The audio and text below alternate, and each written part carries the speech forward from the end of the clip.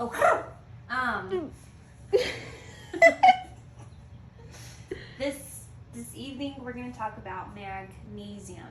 Magnesium, we're going to say that he's a guy, and his normal lab values are going to be 1.8 to 2.6 megs per liter.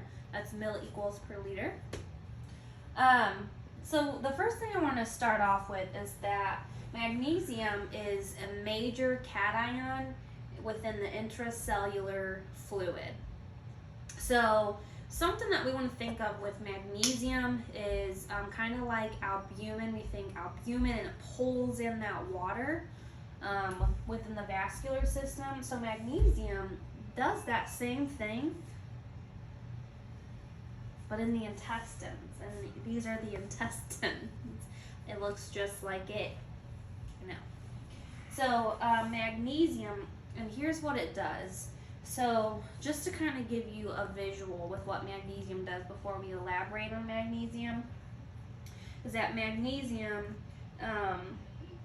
here in the small intestines, it pulls that water in to help things like your bowels move more efficiently through your intestines and out of your rectum. So if you think about like IBS, if you are having bowel problems and your bowels are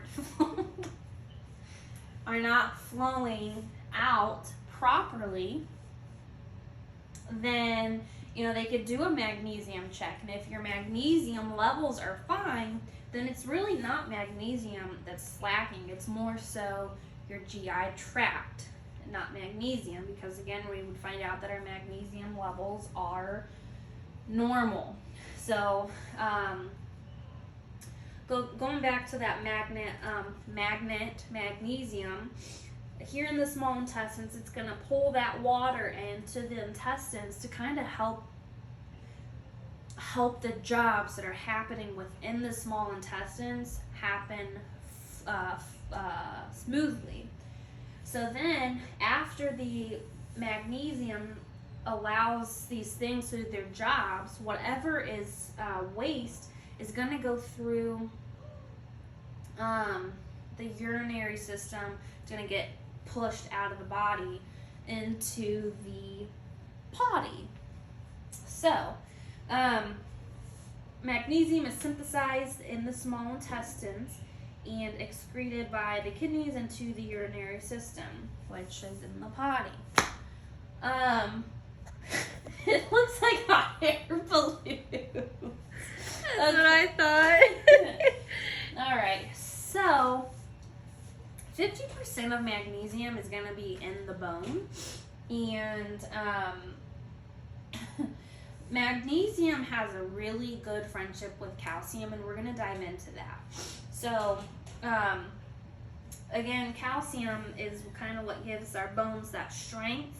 So magnesium, 50% of that is going to be in the bone. And then most of it's going to be intracellular. Less than 1% is going to be extracellular. So, like I mentioned, magnesium helps soften your stool for easy passing of your stool. And we already touched on that. So, one thing to really just remember magnesium and what it does is it helps the energy within our body kind of happen. So with electricity, you have the power cord to the computer, but it's not going to have it without electricity. So you can have the cord, you can have what you need, but without magnesium kind of allowing these energy processes to happen, they're probably not going to happen. So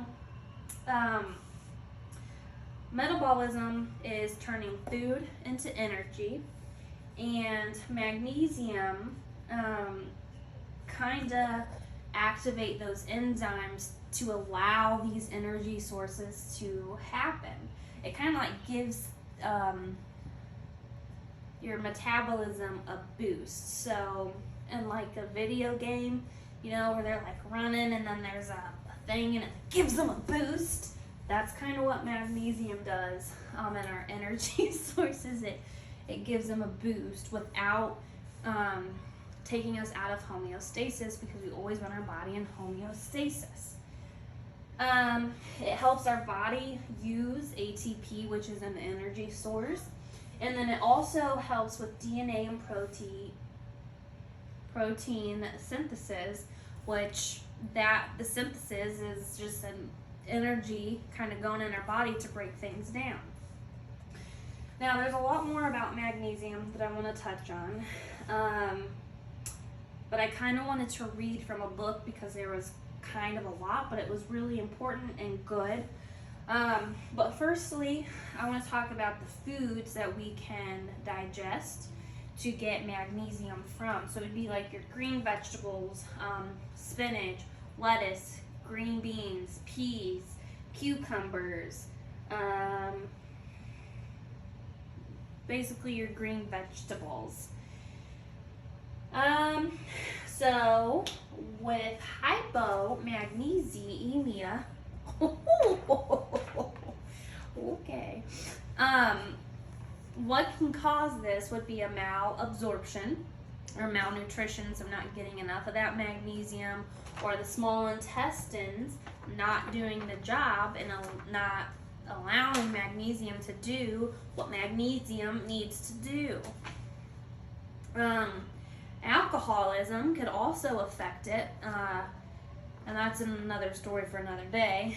But alcohol, if you think when we drink our alcohol, our bodies are kind of like out of their norm, so a lot of what's going in the body is going to be kind of overloaded, and it's really trying to get back to that norm. So it might, you know, throw magnesium out of whack or cause a malabsorption to be happening because that alcohol overpowers magnesium's function.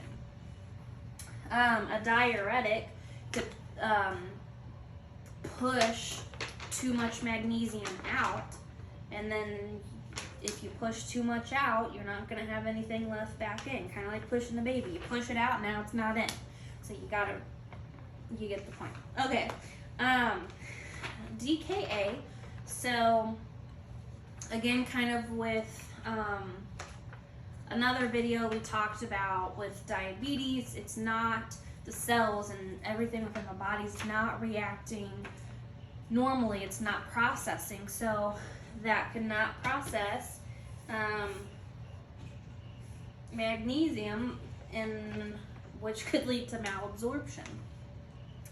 Hyperparathyroidism, which the parathyroid is in charge of calcium, and magnesium is what allows the PTH, which is the hormone, to be created. So this could also cause a low calcium level. If there's not enough magnesium, then magnesium can't help out our PTH, and then if we don't have that, well then PTH can't activate or, you know, our calcium, so they're going to have the same kind of effects there. Hyperaldosteronism, so he's holding on to too much water, so then kind of like the diuretic, that is going to overpower the magnesium. And then on the opposite side, things that can cause hypermagnesemia. Ooh, that is a tough word. Give me some grace here, okay? I'm tired. So things that could cause hypermag would be like renal failure. So your kidneys aren't filtering it out, and to get to the urine, it's got to go through the kidneys. So if the what are the things called? If the kidneys aren't working, it's probably going to hold on to that magnesium, and it's not going to be pushed out into the urine. Some effects could be a decreased neuromuscular function, decreased reflexes, lethargy, cardiac arrhythmias, effects of would be neuromuscular hyperirritability. So, kind of like I said with the magnesium helping your stools and everything, kind of with IBS. So it's gonna have too much irritability here in our intestines that are beautifully drawn because it's not having enough of that magnesium to pull in that water to help everything flush out of your intestines smoothly. So it's gonna hyper irritate your GI system. You're gonna have tremors, insomnia, which could be from, pain, or these systems aren't able to operate the way that they're supposed to do, and they're trying and they're just not working properly. An increased heart rate with arrhythmias, personality changes, because again, magnesium is allowing these energy sources to kind of do their thing. It's giving them that boost, and if our energy sources within our body, kind of like a light bulb, a light bulb that's going out, it's going to be changing. It's not going to be shining as bright because it's going out. It's not working. It needs that magnesium to pull the light source back in so it can operate properly. You can have a good day.